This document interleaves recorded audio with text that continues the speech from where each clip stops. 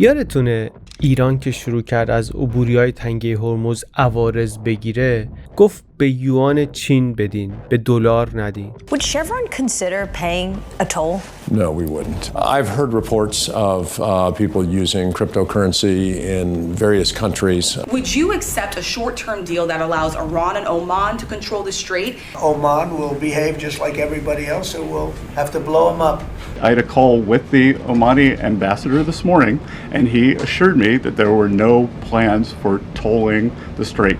یا حتی به رمز ارز بدین و اینا. این خیلی داستان مهمیه. یه داستان مهم دیگه هم هست که به این ربط داره بدون که ما شاید بدونیم. اونم داستانی که اینه که میگن که تو اخبار میشنویم میگن آمریکا خیلی بدهکاره. دولت آمریکا 39 تریلیون دلار بدهی داره، مقروض ترین دولت دنیاست، از اندازه اقتصادش نمیدونم بیشتر شده یا هرچی.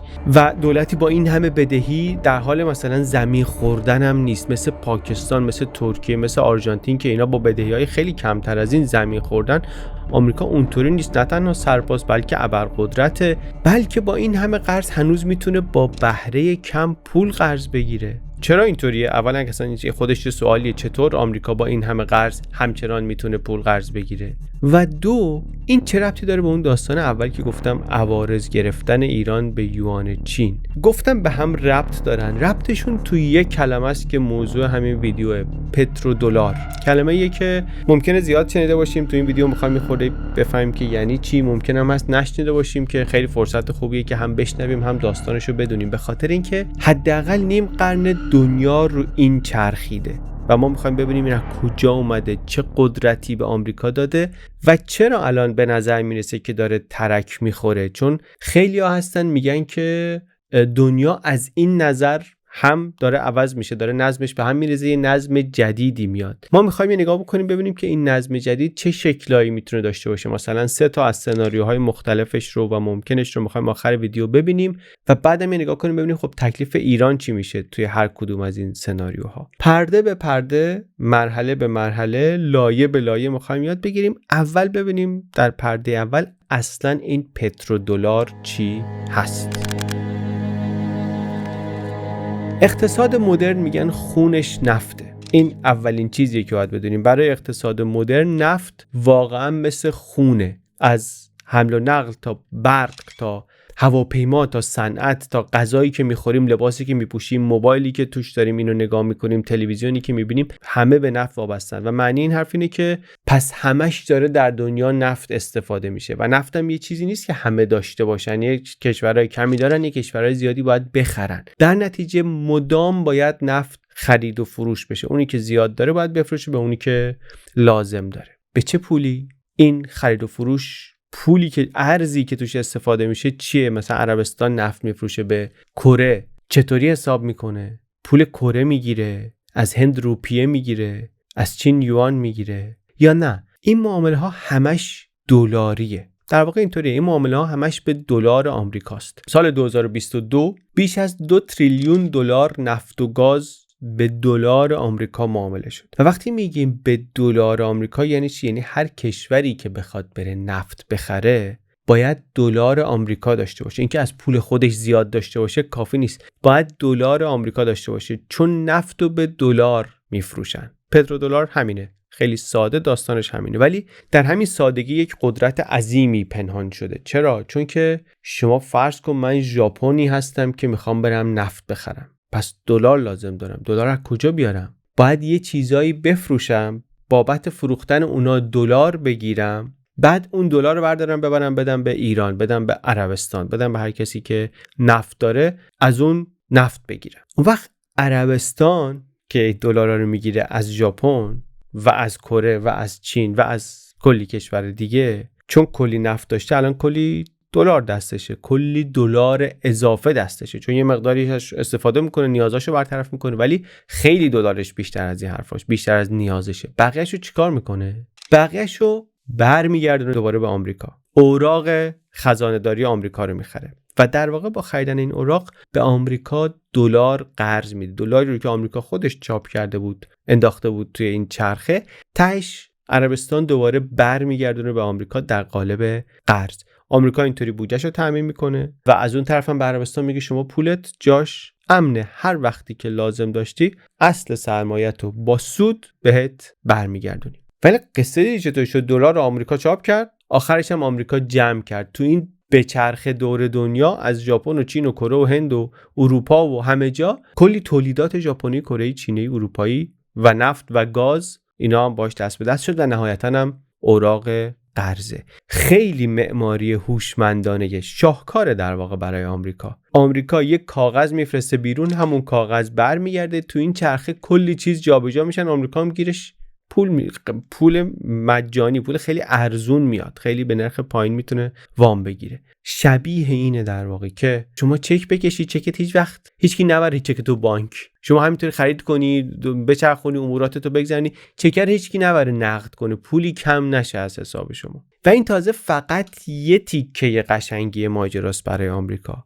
تیکه دیگه‌اش و شاید مهمترش اینه که این سیستم به آمریکا یک قدرتی داد که نه تنها هیچ کشوری در جهان نداره، که هیچ امپراتوری در تاریخ بشر نداشته. خیلی قدرت زیادی، چون سیستم جدیدی بود. اینطوری نبود که این سیستم وجود داشته باشه حالا که آمریکا میشه امپراتوری ابرقدرت دنیا، خب دیگه این سیستم هم به ارث ببره. اینطوری نبود. اساسا سیستم مالی دنیا یه شکل دیگری بود، قدم به قدم عوض شد. چطوری عوض شد؟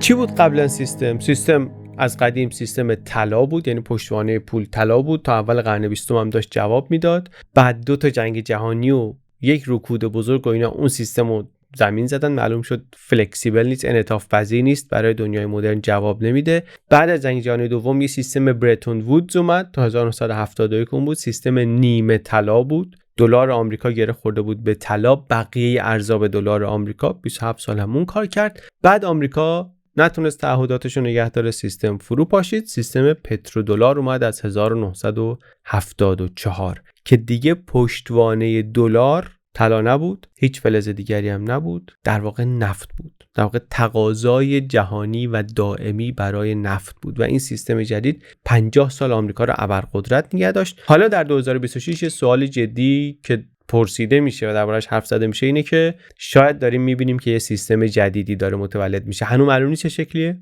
هنوز اسم نداره. بعضی میگن پترو یوانه، بعضیا میگن نه یه سیستم چند ارزیه، شاید یه چیز کاملا متفاوتی باشه. این یه بحثی آخر ویدیو بهش برمیگردیم. ولی کم دیگه نیستن آدمایی که دارن میگن سیستم پترودلار داره به پایان خودش میرسه. اول ولی برگردیم همون نقطه شروع، اون سیستم اول، سیستم طلا چرا از بین رفت، چرا جابجا شد؟ چون اگه اونو نفهمیم نمیفهمیم چرا سیستم‌های بعدی به وجود آمدن و نمیفهمیم چرا سیستم‌های بعدی خودشون بعد از یه مدتی از بین رفتن. هیچ سیستمی دائمی نیست. قرن 19 اوایل قرن 20 گفتم پشتوانه پول کشورها طلا بود دیگه. هر اسکناسی که شما داشتی میتونستی رو کاغذ میتونستی بری بانک بدی، معادلش طلا رو بگیری، چون پشت این پول به طلا بود. بعد جنگ جهانی اول که شد، کشورها پول لازم داشتن، به اندازه کافی طلا نبود. این قاعده استاندارد طلا رو شکستن، شروع کردن بی پشتوانه پول چاپ کردن.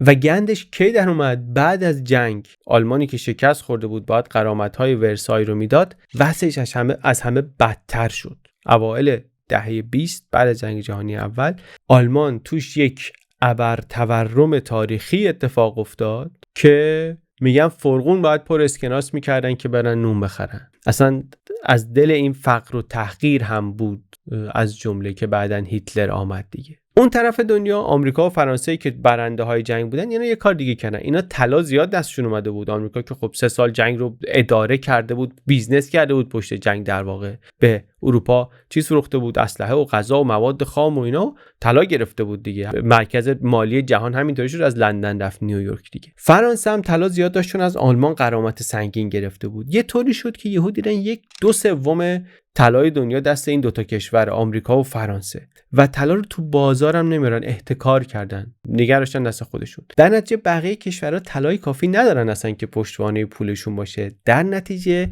نمیتونن به اندازه کافی تو اقتصادشون پول داشته باشن.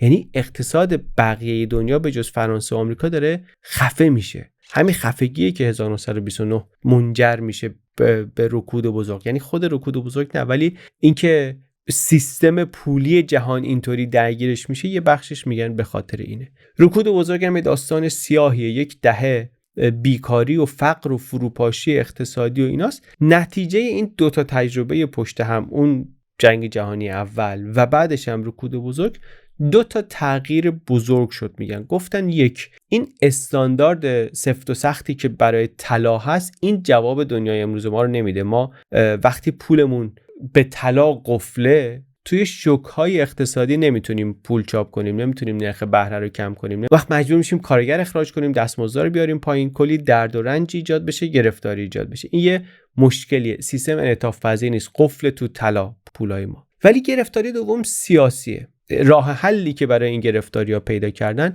یه چیزی بود که از نظر سیاسی همون مشکل رو نداشته باشه، یعنی هم به اندازه طلا ثبات داشته باشه و اینا، هم انعطاف داشته باشه، در موقع اضطرار بتونی یک کاری باهاش بکنی، و بعدم از نظر سیاسی طوری باشه که عملی باشه، که یک کسی تصمیم بگیره و یه اقدامی بکنه به صورت ضربتی و سریع. به خاطر اینکه شوک وقتی پیش میاد باید بشه نرخ بهره رو تنظیم کرد، باید بشه مثلا شما اگه لازم داری پول چاپ بکنی، و این یک سیستم مرکزی میخواد. نمیشه 44 تا بانک مرکزی هماهنگ با هم یک کاری بکنن.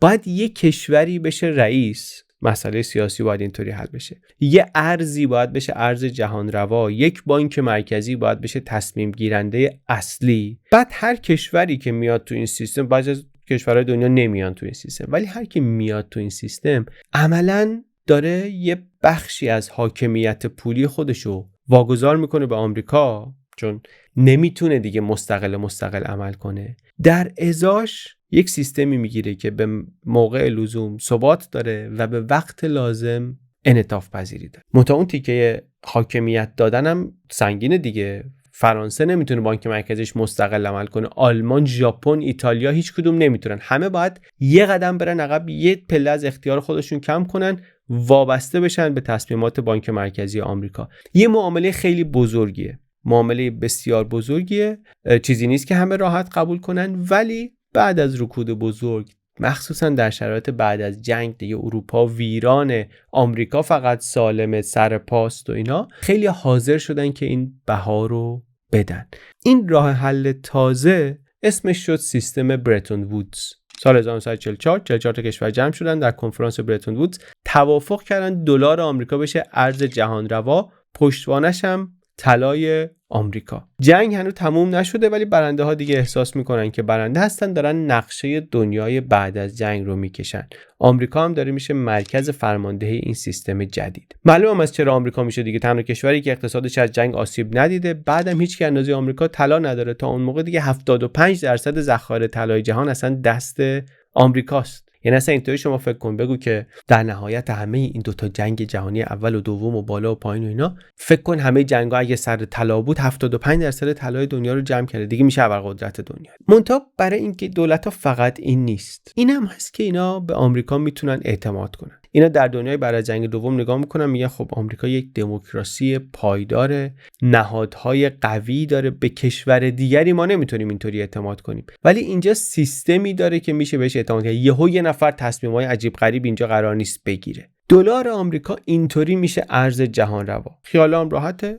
دولت آمریکا کار هیجانی نمیکنه. بعدم آمریکا شروع میکنه در طرح مارشال پول دادن به کشورهای اروپایی که اینا برن باهاش جنس آمریکایی بخرن. این دولت آمریکا پول چاپ میکنه، میده به اروپا، میده به ژاپن، اینا میرن باهاش چیزای آمریکایی میخرن. چرخ صنعت در آمریکا میچرخه، اقتصاد آمریکا رونق میگیره. اون دوره طلایی دهه 50 آمریکای آیزنهاور یه دلیلش هم اینه، بردم هست، چون اروپای غربی هم اینطوری ساخته میشه با سیستم آمریکایی. دو تا پایه داره دیگه سیستم برتون وودز، دو تا پایه اساسی داره: طلایی که پشت دلار آمریکاست و اعتمادی که به آمریکا هست. و تا وقتی هر دوی این پایه ها محکمه، این سیستم کار میکنه. این سیستم ولی یه تناقض ذاتی توش داره دیگه، چون اقتصاد جهانی داره رشد میکنه. چون داره رشد میکنه، دلار بیشتر لازم داره. دلار رو کی میتونه چاپ کنه؟ آمریکا میتونه چاپ کنه. ولی آمریکا هر دلاری که چاپ میکنه باید پشتش طلایی برای آمریکا وجود داشته باشه، چون همه کشورها پولشون رو بستن، کشورهای تو سیستم برتون وودز پولشون رو بستن به دلار آمریکا، دلار آمریکا پولش رو بسته به طلای آمریکا. بعد چون هی دلار بیشتر میخواد و دیگه طلا از یه حدی بیشتر نداره، آمریکا گیر میکنه بین دو گزینه. اگه دلار کافی نده به دنیا، اقتصاد دنیا خفه میشه. اگه بده، دیگه بیشتر از طلایی که داره دلار چاپ میکنه دیگه. و اگه این کارو بکنه، اون اعتماده که ستون دوم بود شل میشه، کم کم از بین میره. و این تناقضی نیست که بشه حلش کرد. یکی از این دوتا شرط بالاخره باید قربانی میشد. قربانی شدنش یعنی از هم پاشیدن سیستم برتون وودز. سیستم برتون وودز رو آمریکا تنهایی از هم نپاشوند. از اون طرف اقیانوس اطلس آمریکا، از این طرفم آدمایی مثل دوگل فرانسه، اینا احساس کردن که این سیستم دیگه به نفع ما خیلی نیست چون اینا دلار میتونستن تبدیل کنن به طلا. یعنی هر کشوری که دلار داشت میتونست ببره خزانه داری آمریکا، بگه که خب پولای ما پشتش به طلاست، پولا رو بگیر، طلا رو بده. این نرخ ثابتی هم بود، هر اونس طلا $35. خوب بود دیگه، بالاخره دلار هم اعتبار داشت و پشتش به طلای واقعی بود و اینا. از اون ور یه ترمزی هم بود که آمریکا نتونه بیمه ها با دلار چاپ بکنه دیگه. بعد دوگل نگاه کرد، گفتش که آمریکایی‌ها به نظر زیاد داره بهشون خوش میگذره، این وسط کاری میکنن که هیچ کس دیگه ای نمیتونه بکنه. ما برای اینکه پول تولید کنیم، دلار بگیریم، چی میخوایم؟ ما دلار لازم داریم دیگه، میخوایم از بیرون چیزایی بخریم.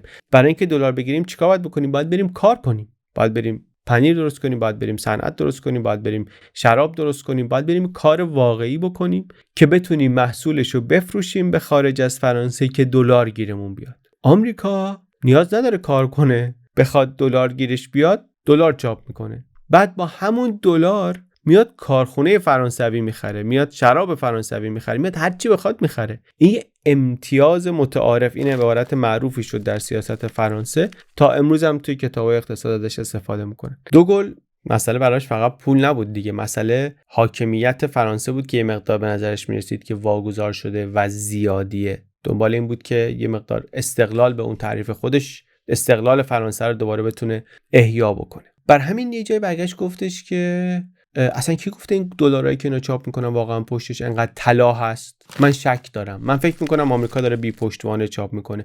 ما میریم مثلا دلارامون از آمریکا طلا میکنیم، طلامون رو در میاریم. روایت معروفی هست که حتی کشتی جنگی فرستاد نیویورک که طلا رو بار بزنه بیاره. این خیلی قدم خطرناکی بود برای آمریکا، چون اگر این سیگنال رو بقیه دنیا میگرفتن که آقا این بانکی که ما این همه پول توش داریم، مثل این که مثلا یه خورده شلو داره میفته و اینا، وقت همه حمله میکردن پولشونو یا طلاشونو بکشن بیرون و اون وقت حتی اگر سیستم مشکل نداشتن مشکل دار میشد. و همین هم شد. ذخایر طلای آمریکا شروع کرد به همینطوری کم شدن. تازه این فقط فشاری بود که از این ور اقیانوس داشت میومد، از اروپا داشت میومد. همزمان خود آمریکا از داخل هم داشت سیستمو میترکوند. دیگه الان اواسط دهه 60یم، دهه پرهزینه 60 و آمریکای لیندن جانسون. من خیلی خوشحالم که ما درباره دونه دونه این رئیس جمهورهای آمریکا ویدیو ساختیم و الان با چیزایی که اونجا یاد گرفتیم دیگه من لازم نیست یه رو حرف بزنم بگم دهه 60 لیندن جانسون کی بود. همینو میگم، دهه 60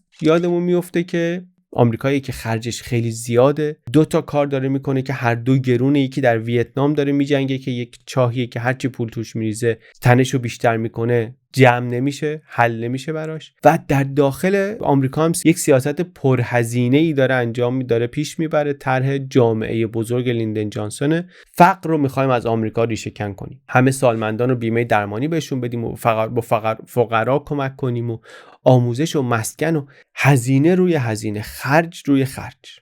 نمیتونم واقعا هیچ کدومشو، طرح داخلی رو نمیخواد، اصلا به نظرش اون لگسیشه، اون میراثیه که میخواد ازش بمونه.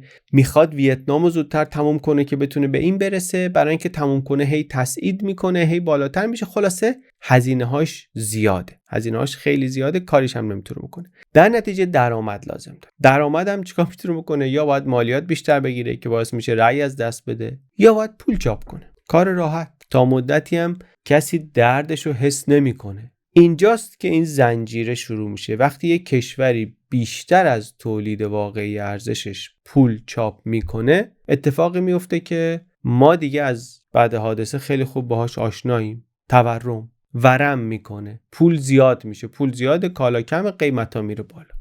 تورم در آمریکا این سالا رفت بالا تا اینکه از 1-2% اول دهه رسید به 5% و 6% و اوایل دهه 70 زمان نیکسون دیگه 2 رقمی شد. این برای ارزش دلار یک سقوط جدی بود و حالا یه چیز عجیبی اتفاق میفته. توی بازار دلار داره ارزش واقعیش رو از دست میده. یعنی هر سال $1 آمریکایی کالای کمتری میتونه بخره. ولی در خزانه‌داری آمریکا هنوز $35 یک اونس طلا میدن بهت. نرخ از 1944 ثابت مونده. معنیش چیه؟ معنیش اینه که شما اگه رئیس بانک مرکزی آلمان باشی و کلی طلا در ذخیرت داشته باشی، یه حساب کتاب می‌کنی می‌بینی دلار ارزششو داره از دست میده ولی نرخ تبدیلش به طلا هنوز همون قدیمی است. پس منطقی تر اینه که من هر چی زودتر دلارامو ببرم آمریکا طلا کنم قبل از اینکه آمریکا قانون رو عوض کنه، چون بالاخره اینو سوراخ و جلوشو میگیرن دیگه. و اینم همزمان با همون کاریه که دوگل داره میکنه. فرانسه شروع کرده دیگه، خیلی زود آلمان و سوئیس و بلژیک و اینا هم شروع کردن دلار ببرن طلا بگیرن. تا آخر دهه 60 آمریکا توی وضعیت بدی گیر کرده بود. یه طرف تلاش داشت تمام میشد، هر کشتی که از نیویورک میرفت یه تیکه پشتوانه طلا رو میبرد، از طرف دیگه نمیتونست پول چاپ نکنه، جنگ ادامه داشت، طرح رفاهی پا بر جا بود. یعنی هی دلار بیشتر تو دنیا چاپ میشد، هی طلای کمتری در خزانه‌داری آمریکا میموند که پشتوانیش کنه. و این شکاف هی بزرگ میشد، هی عمیق میشد، هی عمیق میشد، به یه جایی رسید که دیگه نمیشد قایمش کرد. آمریکا یا باید نرخ طلا رو با واقعیت تطبیق میداد یا کلا دیگه میزد زیر اون داستان تبدیل طلا به دلار و اینا و متوقفش میکرد. راه سوم نداشت. و این تصمیم رو در یک شبی گرفتن. در 15 آگوست 1971 یک شب نیکسون اومد تلویزیون، یه ربع حرف زد، شد مهمترین سخنرانی تاریخ اقتصاد جهان. گفت دنیا، این داستان پشتوانه طلا دیگه تمام شد. شوک نیکسون بهش میگن. 2500 سال ارتباط پول و طلا یا فلزات کمیاب تموم شد اون شب. دلار از اون لحظه دیگه پشتش به طلا نبود. پشتش به چی بود؟ به هیچی. شد یه تیکه کاغذ. پول فیات متولد شد. پولی که پشتوانه فیزیکی نداره. پشتوانش یه چیزایی از جنس اعتماد و یعنی باید براش پشتوانه جدید درست بکنن. اگه درست نکنن بقیه دنیا اعتماد نمیکنن. ظرف چند سال آمریکا ممکن از یه ابرقدرت تبدیل بشه به بریتانیای دوم، یک قدرت سابقی که حالا ارزش هم سقوط کرد. سیستم جدید اینجا داشت متولد میشد و سیستم جدیدی که متولد شد اونیه که بهش میگیم پترودلار.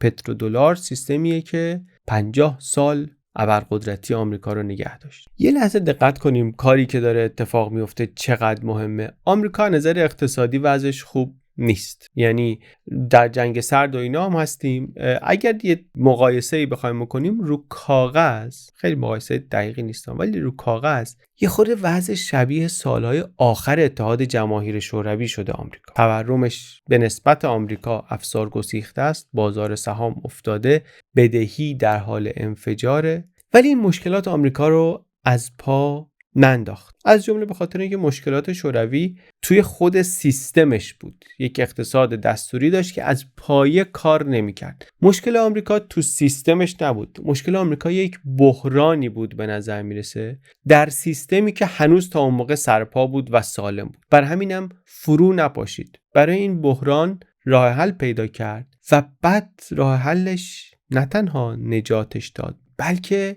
بهش قدرت تازه داد. چی بود؟ راه حلش در نفت بود.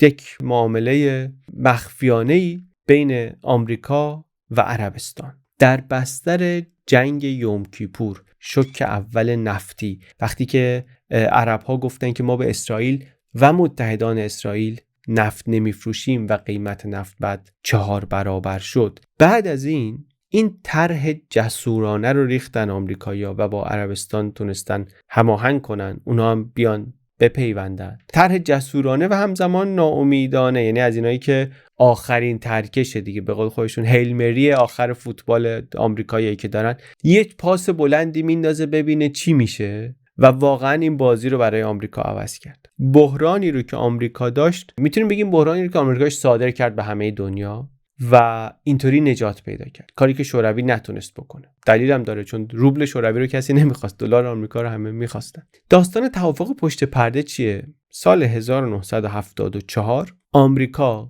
قرار گذاشت با عربستان که عربستان نفتش رو به دلار بفروشه و دلاری رو که میگیره ببره آمریکا، باهاش اوراق خزانه‌داری آمریکا رو بخره. پس دلار نهایتاً برگرده آمریکا. گیر عربستان چی بیاد؟ امنیت. آمریکا امنیت نظامی عربستان سعودی رو تضمین میکنه، پیشرفته ترین سلاح‌ها رو بهشون میفروشه. جزئیاتش ممکنه من و شما دقیقاً متوجهش نشیم. مهمم نیست. آقا یه توافقی بود که دلار رو بکنه مهمترین پول دنیا، نگهدار مهمترین پول دنیا. منطقش خیلی ساده است. دلار بره، بعد دوباره برگرده آمریکا. خیلی هم برای آمریکا توافق مهمیه. هم با نزدیک شدن به عربستان کنترلش رو روی بازار نفت، روی قیمت نفت زیاد میکنه، هم دست شوروی رو از بازار انرژی خاورمیانه دور میکنه، هم عربستان بازار بزرگی برای صنایع نظامی آمریکا، هم از همه اینا گذشته اونی که به داستان ما مربوطه، دلار رو خیلی تقویت میکنه، به آمریکا یک قدرت ملی میده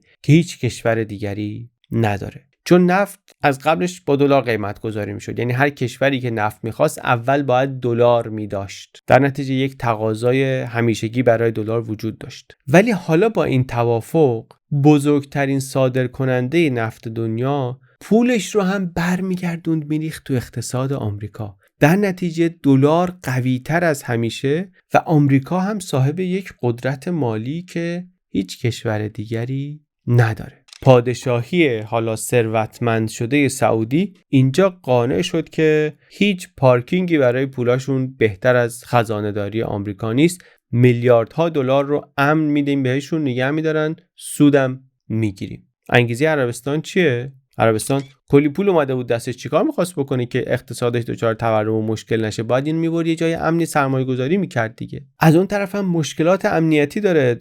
عربستان از کمونیسم خیلی میترسه.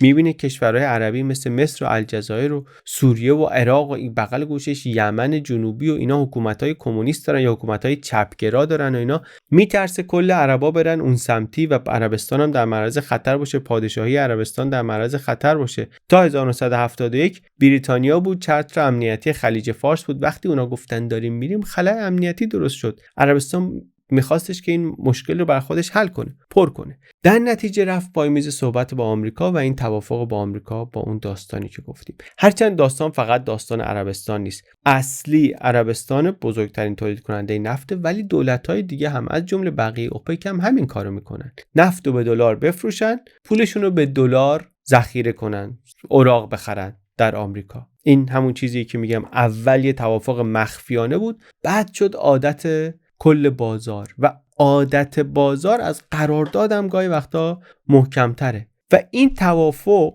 کم کم کسری بودجه آمریکا رو هم پر کرد. دلار آمریکا محبوب ترین ارز، اوراق خزانه‌داری آمریکا محبوب ترین سرمایه گذاری. همه این سیستم رو بهش میگیم پترودلار. همه این سیستم پترودلار. میخوایم یه زوم اوت بکنیم ببینیم که چطوری کار میکنه، چون واقعا قدرتش جادوییه. پرده سوم بریم معجزه پترودلار رو برای آمریکا ببینیم. اصل داستان اینه که سیستم پترودلار یک قدرت بی‌نظیر و بی‌بدیلی داد به امپراتوری آمریکا. به نظر من این جالبترین و مهمترین بخش این ویدیو. خیلی هم تلاش میکنم که همونطوری که خودم فهمیدمش توضیحش بدم. 4 تا قدرت میده به آمریکا. این 4 تا رو میخوام یکی یکی باز کنم. هر کدوم اینا به تنهایی بزرگه، ولی وقتی رو هم سوار میشن یه چیزی برای آمریکا درست میکنه که قبلش هیچ کس نداشت. یه قدرتی میده که هیچ امپراتوری قبلا نداشت. قدرت اول، تقاضای دائمی برای دلار. نفت چیز خاصیه. نفت مثل طلا نیست که یه بار بخری بذاری تو گاف صندوق. نفت رو هی میخری، میسوزونی، دوباره میخوای. واضحه دیگه. هواپیما بنزین میخواد، کارخونه برق میخواد، مزرعه کود میخواد. هر روز دنیا میلیون ها بشکه نفت مصرف میکنه، بازم میخواد، فردا دوباره باز میخواد. و چون گفتیم نفت رو به دلار میفروشن، پس همه دنیا هر روز دلار میخواد. ژاپنی برای ماشینش دلار میخواد، آلمانی برای کارخونه‌اش دلار میخواد، هندی دلار میخواد. پس چون کشورها همه نفت میخوان و نفتم به دلار فروخته میشه، پس همه کشورها دلار میخوان، زیادم میخوان، همش هم میخوان. یعنی تقاضا برای دلار هیچ وقت قطع نمیشه. نمیتونیم بگیم امسال ما کمتر از دلار استفاده میخوایم بکنیم، چون کمتر مصرف کردن دلار یعنی اقتصادت فعال نباشه، کمتر فعال باشه. این یک پشتوانه جدیدی ساخت برای دلار از طلا قوی‌تر. طلا یه فلزیه که زیر زمین انباره. نفت ولی یه نیاز روزانه است که هیچ وقت تمام نمیشه. این نیاز رو آمریکا تبدیل کرد به نیاز به دلار. پس دلار قوی میمونه چون همه میخوانش. این لایه اول قدرتشه. لایه دوم قدرت دلار، گفتیم سعودی دلاراشو برمیگردونه آمریکا، اوراق قرضه میخره. این چرخه رو بهش میگن بازیافت پترودلار، پترودلار ریسایکلینگ. فقط هم اوراق نمیخره، سرمایه گذاری میکنن تو شرکت‌های آمریکایی، پول به شکل‌های مختلف برمیگرده تو سیستم مالی آمریکا. و این برای آمریکا یه معنی خیلی مهمی داره. وام ارزونیه. چرا ارزونه؟ چون اعتماد دارن بهش. چون سرمایه گذارها و کشورها مطمئنن که آمریکا نکول نمیکنه، حتی بحران هم بشه پولشون رو میتونن نقد بکنن. واسه همین اوراق آمریکا همیشه خریدار داره، مطمئنن بهش. بعدم آمریکا بازار مالی خیلی بزرگی داره، انقدر متنوعه که حتی وسط بحران جهانی هم باز پول دنیا همون سمتی میره. دیگه جای دیگه‌ای به این عمق نیست که بتونه این حجم پول رو جا بده. و نکته دیگه این که دولت‌ها خرج دارن، پول لازم دارن و این پول هم معمولاً قرض میکنن. هرچی قرض دهنده کمتر باشه بهره بالاتر. حالا آمریکا به عنوان بزرگترین بدهکار دنیا همیشه یه صف طولانی از کشورهای نفتی پشت درش داره که اینا میلیاردها دلار درآمد اضافه سالانه‌شونو میخوان بذارن آمریکا، چون یه جای امنی دنبالش میگردن که سرمایه گذاری کنن. این اصلا سیستم بازیافت پترودلار طراحی شده واسه اینکه این پولا سر از اوراق آمریکا در بیارن. در نتیجه آمریکا میتونه با یه بهره خیلی پایینتر از چیزی که باید قرض بگیره. چرا میگم کمتر از چیزی که باید؟ به خاطر اینکه 39 تریلیون دلار بدهی داره، بیشتر از کل تولید ناخالص داخلیش. هر کشور دیگه اینقدر بدهی داشت سالها پیش ورشکست شده بود، ولی آمریکا نه تنها ورشکست شده، هنوز ابرقدرته و هنوزم میتونه کم بهره قرض بگیره. این قدرت جادویی پترودلاره. قدرت سوم صدور تورمه. این یه خورده ظریف‌تره، شاید هم عجیب ترین باشه توی این لیست. ما الان خب به لطف دهه‌ها تورم در ایران اینو یاد گرفتیم که تورم از کجا میاد. دولت پول چاپ میکنه، اقتصاد ورم میکنه، تورم میشه. بعدم قیمت‌ها میره بالا، مردم هم فقیرتر میشن.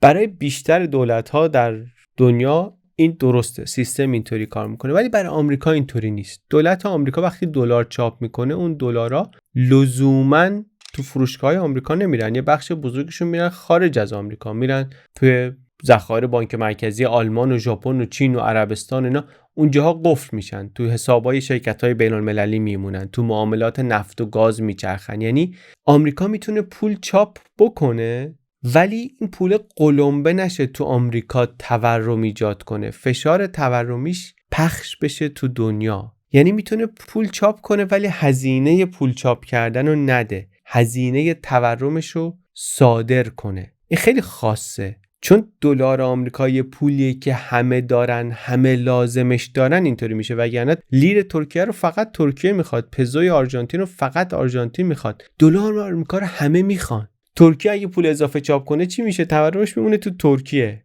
آرژانتین اگه پول اضافه چاپ کنه قلم تو آرژانتین تورم میشه. ولی به لطف پترودلار آمریکا استثناءه. یکی از دلایلی که آمریکا تونسته در دهه‌ها هزینه‌های نظامی و رفاهی عظیم داشته باشه بدون اینکه فلج بشه. و قدرت چهارم هم پترودلار به عنوان سلاحه. یعنی این شاید حالا قوی ترینشونه دیگه، چون وقتی همه تجارت جهانی با دلار انجام میشه، یعنی همه پرداختای دنیا از مسیر سیستم بانکی آمریکا و متحدانش رد میشه. این سیستم اسم داره، سویفت. باز دوباره ما یه خورده با اسم سویفت آشناییم، چون درد تحریمش رو میدونیم چه شکلیه دیگه. هر بانکی در دنیا که میخواد پول بفرسته به یه بانک دیگری در دنیا از سویفت استفاده میکنه. معمولاً عموما سویفت اسمن تو بلژیک ثبت شده ولی عملاً تحت نفوذ آمریکاست.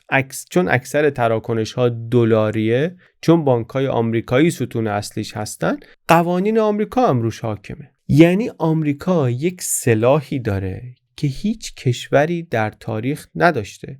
آمریکا میتونه اگر که بخواد، اگر صلاح بدونه، یک کشوری رو از سویفت حذف کنه، از سیستم پرداخت جهانی بذاره کنار. سیستمی که از سویفت حذف بشه نمیتونه بخره، نمیتونه بفروشه، نمیتونه واردات کنه، نمیتونه صادرات کنه، اقتصادش قفل میشه. اینا رو که واقعا خوشبختانه یا در واقع بدبختانه برای ماها کسی لازم نیست توضیح بده. ما میدونیم ایران، ونزوئلا، کره شمالی، روسیه همه با همین سلاح زمینگیر شدن. یه مقدار عادی شده برای ما، ولی یه خودی که بهش فکر میکنی چیز عجیبیه دیگه. چون آدم فکر میکنه مثلا خب فرانسه بر خودش کشوریه، قانون داره، حاکمیت داره، یه بانک فرانسوی باید بتونه طبق قوانین فرانسه کار کنه. اگه میخواد با یک شرکت روسی مثلا بیزنس بکنه باید بتونه. تا وقتی که طبق قوانین فرانسه خلاف نکرده باید اوکی باشه، ولی نیست. سال 2014 آمریکا یه بانک فرانسوی رو جریمه کرد، 9 میلیارد دلار جریمه کرد، چون با ایران معامله کرده بود. بانک فرانسوی طبق قوانین فرانسه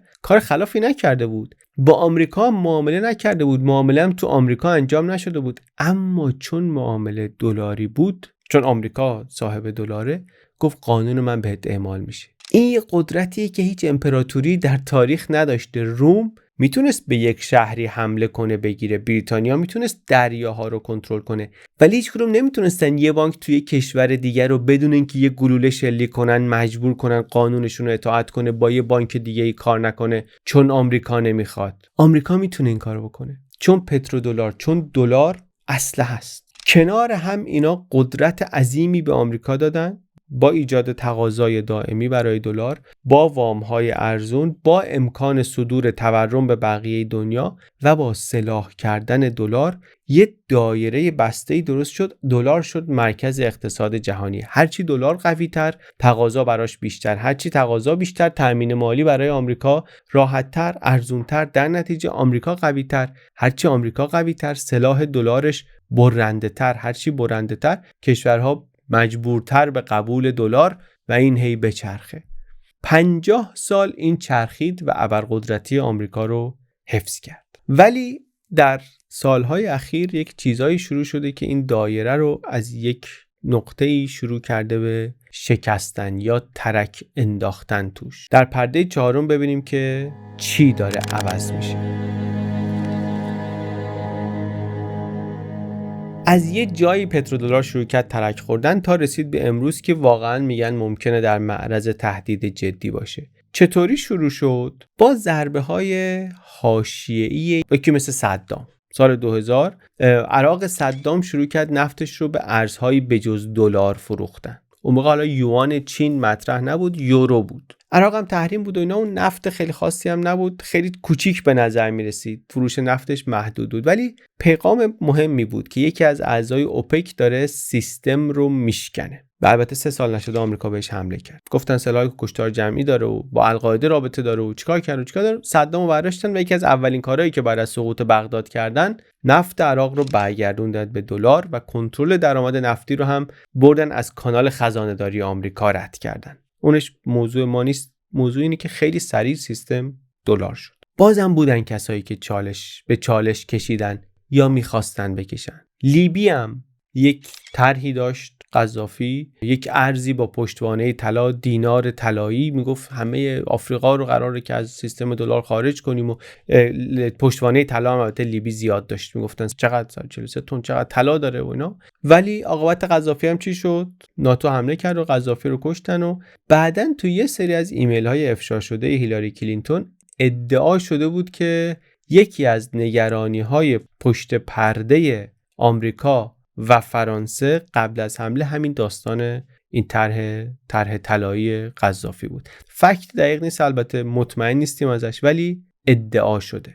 یه الگوی جالبی تو اینا هست دیگه. ایران هم بود. ایران هم زمان اواسط دهه 2000 سالهای احمدی نژاد ایران شروع کرد یه خورده ساز جدایی از دلار زدن، نفت به یورو فروختن و به ین فروختن و از یه جایی هم یه کمی به یوان و اینا زیاد نبود، ولی اونم روندش افزایشی بود. بعدش هم حرکت معنیداری بود. اینا همشون ضربه های حاشیه‌ای بودن نسبتاً.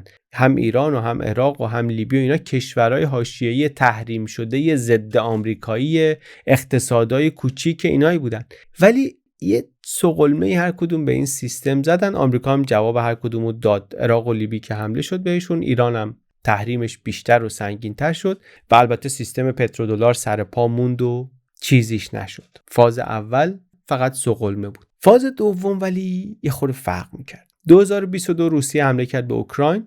آمریکا و متحدانش هم با همون سلاحی که در پرده قبلی گفتم سویفت جوابشو دادن. ذخایر ارزی روسیه 300 میلیارد دلار یک شبه فریز شد. بانک‌های بزرگ روسیه از سویفت حذف شدن. معامله با بانک مرکزی روسیه ممنوع شد. یکی از 8 اقتصاد بزرگ دنیا یک شبه از سیستم مالی جهانی حذف شد. منتها این دیگه داستان تحریم لیبی و ایران و اینا نبود، خیلی بزرگتر بود. برای آمریکا هم پیروزی بزرگی حساب میشد که بدون اینکه گلوله شلیک کنه اینطوری تونستی همچین فشاری بیاره به روسیه. اما یه پیامی هم داشت به بقیه دنیا میفرستاد که آمریکا در واقع داره میگه که شما اگر با ما مخالف بشی این دلارایی که تو بانک‌های ما داری رو ممکنه دیگه فردا نداشته باشی. قبلا هم احتمالاً میدونستن بالاخره که همچین چیزی ممکنه، ولی در عمل اجرا نشده بود. الان همه گوششون زنگ خورد، از پکن تا ریاض، از دهلی تا برزیل آدما میپرسیدن که خب این بلا رو اگه آمریکا بخواد سر ما هم میتونه بیاره. پوتین گفت دلار تبدیل شده به سلاح، گفت هر کی بهش اعتماد کنه احمقه. در کنار روندهای مهمی که در دنیا دیده میشد و دیده میشه و اینا، بقیه خیلی فکر نکردن هنوز که هر کی بهش اعتماد کنه احمقه، ولی به نظر میرسه که داره در اون اعتمادشون به دلار یک ترک‌های مهمی میخوره. یه مشکل دیگری که برای پترودلار به وجود آمده اون معامله امنیتی بود که گفتم مساویه اون طرف ترازوی پترودلار بود، اونم توش خدشه وارد شده. قرار یادتونه چی بود دیگه؟ قرار این بود که کشورهای نفتی پولاشون رو به دلار ببرن بذارن آمریکا، در مقابل آمریکا امنیت اینها رو تضمین کنه. یعنی رو حساب این معادله بود که اینها مدل کشورداریشون رو یه طوری چیده بودن که اصلا امنیت انگار یه چیزی که پیمانکاری میتونی بدی بیرون، برون سپاری بکنی امنیتت. روند تحولات نشونشون داد و نشونشون میده که این معادله حتی اگرم یه روزی درست بود الان دیگه کار نمیکنه. آمریکا پایگاه داره در کشورهای پادشاهی‌های عربی، ولی به نظر نمیاد اینا برای امنیت اینا باشه. دیگه به قطر در یک سال هم ایران موشک زد هم اسرائیل موشک زد. در همین جنگ 40 روزه تصویری که میگیریم این نیست که حضور آمریکا داره امنیت اینا رو بیشتر میکنه. الان دیگه فقط دشمنای آمریکا نیستن که نگرانن، متحدای آمریکا هم کم کم شروع کردن به فکر کردن. حالا جمهوری اسلامی ادعاش اینه که حضور آمریکا اصلا امنیت شما رو به خطر انداخته. اینا خودشون اینطوری فکر نمیکنن، بقیه دنیا هم اینطوری فکر نمیکنن، ولی تصویری که ما از بیرون میگیریم این نیست، تصویری که خودشون هم از داخل دارن میگن این نیست. و این یعنی نگرانی الان دیگه فقط مال دشمنهای آمریکا نیست، متحدین آمریکا هم شروع کردن به فکر کردن. We are announcing Canada's first ever defense industrial strategy. It's a bold plan to get our armed forces what they need when they need it. And the truth is, over the last few decades, Canada has neither spent enough on our defense nor invested enough in our defense industries. We've relied too heavily on our geography and others to protect us. و از همه مهمتر در این موضوع پدرخوانده پترودلار، کشوری که اساساً داستان باهاش شروع شده بود، عربستان هم شروع کرده یک حرکتایی کردن. دلیل هم داره برای اینکه حرکت بکنه.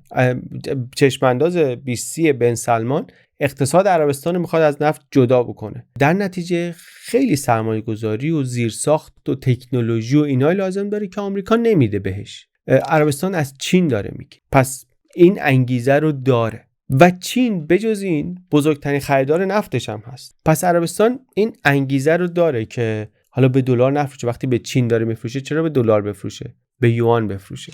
مخصوصا وقتی که از اون طرف از چین داره کلی چیز میگیره و خریداری میکنه به ازای در واقع نفتی که داره میده. خیلی وقتا پول نمیگیره دیگه، چین سرمایه گذاری میکنه اصلا توی عربستان. وقتی مشتری اولت ازت میخواد به یوان بفروشی راحت نمیتونی ردش بکنی. اونم مشتری که میگم به جز خرید سرمایه گذار بزرگت هم از پروژه‌های زیرساختی تو داره درست میکنه.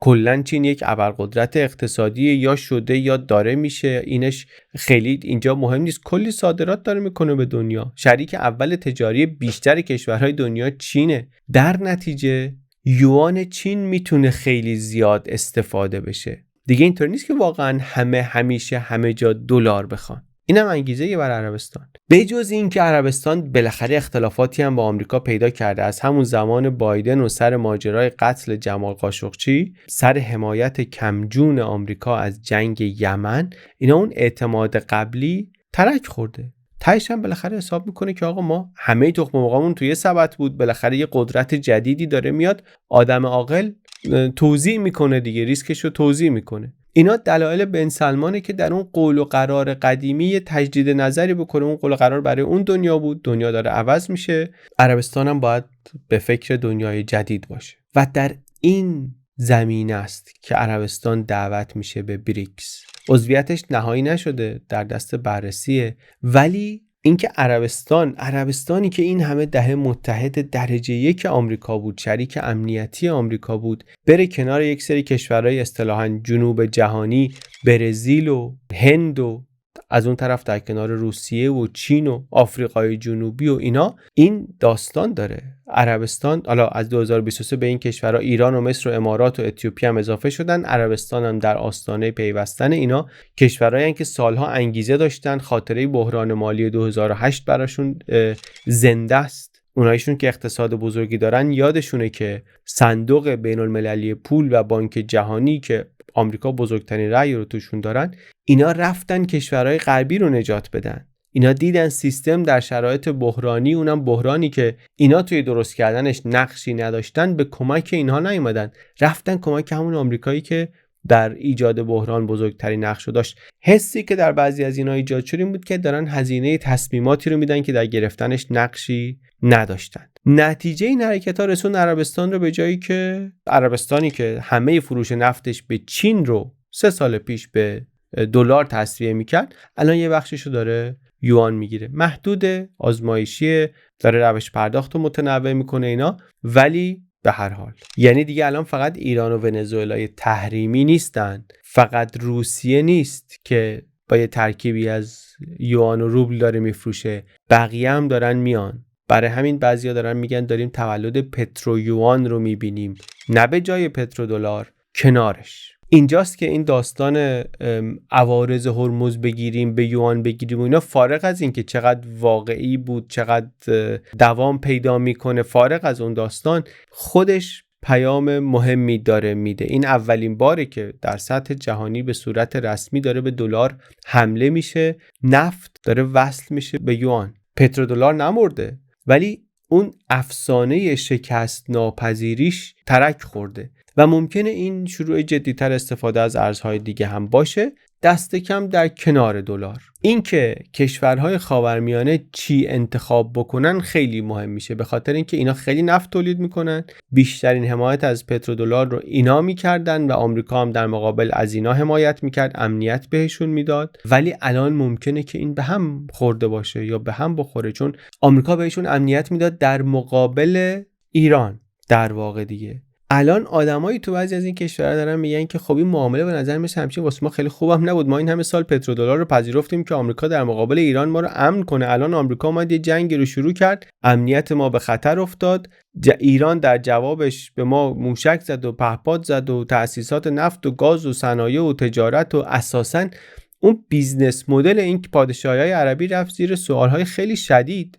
و سوال مهم اینه که آیا حالا بعد از این جنگ اینا همچنان به این سیستم وفادار میمونن؟ به نظرشون این سیستم همچنان سیستم خوبی هست یا نه؟ ما نمیدونیم، از جمله به خاطر اینکه نمیدونیم پایان این جنگ چی میشه، ته اینو نمیدونیم، ته این مناقشه مخاصمه نمیدونیم آخرش چی میشه. ولی این هست که اینها ورودی هاشون حالا متفاوت شده، دوباره باید تصمیم بگیرن که به اون معامله نفت با دلار وفادار میمونن یا احساس میکنن که نه اون دیگه نمیارزه و باید برن سمت یک معامله دیگه، معادله دیگه و شاید سمت یه ارز دیگه. اصلا بذار تا اینجا رسیدیم وارد سناریوها بشیم. چه سناریوهایی میشه دید؟ بریم پرده 5.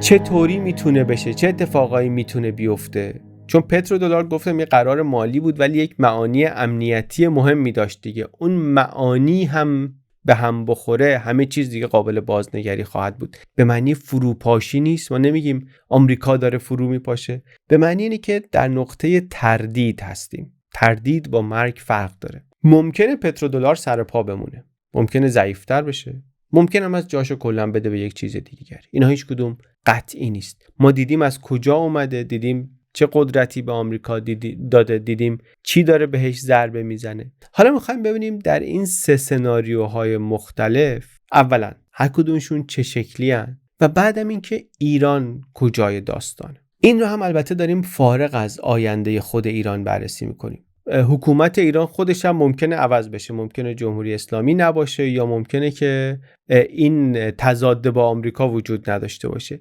ممکنه هم از حالا سناریوهای دیگه پیش بیاد. اونا موضوع اینجا نیست. ما میخوایم اثر این سناریوهای مختلف پترودلار رو روی ایرانی ببینیم که داره با همین جمهوری اسلامی فعلی اداره میشه. سناریوی اول اینه که پترودلار سر پا بمونه. امروز این صدا کمتر شنیده میشه ولی بالاخره ممکنه پترودلار قبلا هم بحران‌های بزرگی رو رد کرده. از انقلاب ایران تا بحران مالی 2008 خیلی فکر میکردن 2008 دلار سقوط میکنه، نه تنها نیفتاد قوی تر هم شد، چون وقتی بحران میاد دنیا پناه میاره به امن‌ترین دارایی که معلوم شد اونجا همچنان اعتماد به اوراق آمریکا هست. به آمریکا این اعتماد وجود داشت اون موقع هنوز. و اگر اینطوری بشه ممکنه مثلا آمریکا از این جنگ با ایران به نتیجه نظامی برسه که قدرتش رو تثبیت بکنه. کشورهای منطقه هم از ترس ایران بیشتر از قبل بچسبند به آمریکا، قراردادهای دفاعی جدید، تسلیحات پیشرفته، اینا دوباره متحدان رو گره بزنه به سیستم. پترویوان هم حاشیه‌ای بمونه، ایران و روسیه و چین هم واسه خودشون اونجا باشن، بقیه دنیا هم با دلار کار بکنه. سناریوی دیگه اینه که اون بمونه اینم باشه، 2 سیستم موازی داشته باشیم، یه چیزی شبیه زمان جنگ سرد، منتها سیستم آمریکا توش بزرگتر باشه. الان ایران و روسیه مثلا یه سیستم مالی با هم دیگه دارن، وصل کردن که بدون نیاز به سیستم قبل بتونن با هم تجارت کنن، ولی اون این نیست. اون برای مثلا دور زدن تحریم هست، اندازش اندازه یک سیستم مالی بر تجارت جهانی نیست. این که 2 سیستم موازی بمونه اونم برای ایران با همین جمهوری اسلامی خبر خوبی نیست، خبر بعدیه، چون تحریما میمونن، شاید سخت‌تر هم بشن. سویفت هم که همچنان دست آمریکاست، ایران هم همچنان ازش بیرونه. حتی ممکنه این سیستم چند ارزی باشه، دلار قوی ترین بمونه ولی تنها نباشه، یوان باشه، یورو باشه، طلا باشه، نقش معنیدار پیدا بکنن همه اینا. این سناریو با چیزی که الان داره اتفاق میفته هم بیشتر میخونه. الان ما میبینیم که سهم دلار از ذخایر جهانی کم داره میشه، هنوز بیشتر از بقیه است ولی فاصله بقیه باش کم شده. میبینیم بانک‌های مرکزی دارن بیشتر از هر وقت دیگری در این نیم قرن اخیر طلا میخرن، قیمت طلا نشونه است. میبینیم یوان داره در معاملات منطقه‌ای جا باز میکنه. اینا نشانه هایی که انگار ما داریم یک گذار آرومی رو میبینیم. انقلابی داره اتفاق نمیفته ولی ممکنه 10 سال، 20 سال، 30 سال طول بکشه دنیایی ببینیم که کشورها بتونن دیگه توش انتخاب کنن که با چه ارزی معامله بکنن. و اگر این بشه یعنی تحریم به عنوان یک ابزار کاراییش کم میشه، چون شما میتونی کشوری رو مثلا در سیستم دلاری تحریم کنی ولی خب میبره در یورو معامله میکنه، در سیستم یوان دیگه اونطوری فلج کامل نیست، هزینه اضافه هست ولی سیستم رو فلج نمیکنه کامل. برای ایران جمهوری اسلامی این امیدوار کننده تره، یه مقدار فضای تنفس میده بهش، معامله با بریکس راحت تره اینا، ولی همه چی رو حل نمیکنه. چون اگه ایرانی باشه که با آمریکا دشمنی داره خیلی سخت میتونه که معامله خوبی با چین انجام بده بدون اینکه بره زیر سلطه، چون دیگه جای دیگری نداره دیگه. وقتی جای دیگری نداشته باشه حتی با چین هم معامله خوبی خیلی نمیتونه انجام بده. سناریوی فوق‌العاده‌ای نیست، این سناریوی موازی شدن هم فوق‌العاده نیست برای ایران با جمهوری اسلامی. و سناریوی سوم هم که اونم زیاد میخونیم و میشنویم چون سناریوی هیجان انگیزه و اینا، این جایگزینی واقعی پترودلار با یه چیز دیگه. این از نظر تحلیلگران جریان اصلی کم احتمال ترینه ولی خب صداش خیلی بلنده. کسایی که میگن سیستم آمریکایی به یک ضربه نهایی دیگه نزدیک شده و یه چیز جدیدی جاشو خواهد گرفت و اینا، حالا بعضی از روی تحلیل میگن، بعضی هم از روی خیال پردازی میگن، ولی این سناریو هم سناریویی که دربارش حرف زده میشه. چند تا ضربه باید با هم جمع بشه که البته این سناریو واقع بشه. باید آمریکا در این جنگ مثلا شکست بخوره، باید بدهی 39 تریلیونی به نقطه بحران برسه، باید اعتماد به آمریکا به طور با دوامی از بین بره، باید چین یک آلترناتیو واقعی برای سویفت بسازه که کشورها بهش اعتماد کنن، بعد کشورهای خلیج فارس و کشورهای نفتی و عربستان اینا کاملا به سمت یوان بچرخن. اینا همه اگرهای خیلی بزرگی هستن دیگه. اگر شما فرض کن حتی آمریکا هم ضعیف بشه، چین دیکتاتوری بدون نظام حقوقی شفاف چطوری قرار اعتماد جلب کنه اصلا؟ اگر جلب کرد چه تضمینی هست که یوان نشه همون سلاحی که در دست آمریکا شد، همون سلاحی که دلار شد؟ به خاطر همین بعضیا میگن که حتی اگر همه اون اتفاقا بیفته و پترودلار هم جاش رو از دست بده، دلار هم بیفته، جایگزینش یوان نیست. شاید یه ارز دیجیتالی باشه، شاید سبد ارزی بریکس باشه که اینا دیگه همش میره توی دنیای چیزایی که هنوز اصلا آماده نیستن. در این سناریوی کم احتمال ایران با همین جمهوری اسلامی برنده نسبی دیگه. قدرت تحریم آمریکا تقریبا از بین میره، ولی خب همزمان یک دنیای ناشناخته ای ساخته میشه که ثبات توش کمه و ریسک زیاده. این سناریو حالا کدوم احتمالش بیشتره؟ من که خودم نظر قابلی ندارم. بررسی هم که کردیم اینطوری نیست که توی اینا سناریویی باشه که هیچ آدم معتبری جدیش نگیره، ولی روند تاریخی رو که نگاه میکنن میگن با سناریوی وسطی هماهنگتره. ما اگه واقعا داریم کاهش قدرت دلار رو میبینیم، هرچند نه به اون شدت و سرعت دراماتیکی که بعضیا میگن، ولی واقعا داریم میبینیم، اون وقت پیشبینی محافظه‌کارانه اینه که سهم دلار کم کم میشه، ارزهای دیگه کم کم فضا پیدا میکنن و دنیا یاد میگیره با چند ارز کار بکنه. این فقط یک پیشبینی محافظه‌کارانه است. شاید آمریکا راه حل نوآورانه‌ای پیدا کنه که سیستم رو حفظ بکنه، شاید یه شوک بزرگی پیش بیاد همه چی رو زیر و رو بکنه، شاید هم اتفاقای دیگه بیفته که ما اصلا بهش نرسیدیم، فکر نکردیم. اینجا تو این ویدیو سعی کردیم یه خورده این کلمه پترودلار رو بفهمیم که چیه، از کجا اومده، چرا اومده، چه اهمیتی داشته توی قدرتمندتر شدن آمریکا و چرا الان در یه دوره تردیدی، علامت سوال دورشه. اصل داستانم اینطوری که فهمیدیم اینه که پترودلار فقط یه سیستم اقتصادی نیست، سیستم قدرته و هر تغییری توش یعنی توزیع قدرت در دنیا داره عوض میشه و ایران هم وسط این سیستمه. تنگه هرمز، نفت خاورمیانه، روابط ایران با چین، با روسیه، با آمریکا، اینا همه تیکه تیکه های این پازل بزرگن و واقعا هم این که پترودلار کدوم سمتی بره تأثیر خواهد داشت روی زندگی روزمره ایرانی ها به نظر میرسه. ما آینده رو پیش بینی نمیتونیم بکنیم، ولی میتونیم بفهمیم. ما از این ویدیوها سعی میکنیم بسازیم به کمک چیزایی که قبلا با هم دیدیم و یاد گرفتیم، ببینیم میتونیم سر در بیاریم از حرفایی که درباره آینده میزنن. یه خورده برامون معنی دارتر میشه، یه خورده تصویر واضح‌تر میشه و میتونیم خودمون رو کنجکاو نگه داریم و برای آینده آماده بکنیم یا نه. برنامه‌مون اینه. امیدوارم این ویدیو رو پسندیده باشید. امیدوارم اگر که چیز اشتباهی هم توش میبینید حتما توی کامنت ها به ما تذکر بدین. همیشه یاد میگیریم. مرسی.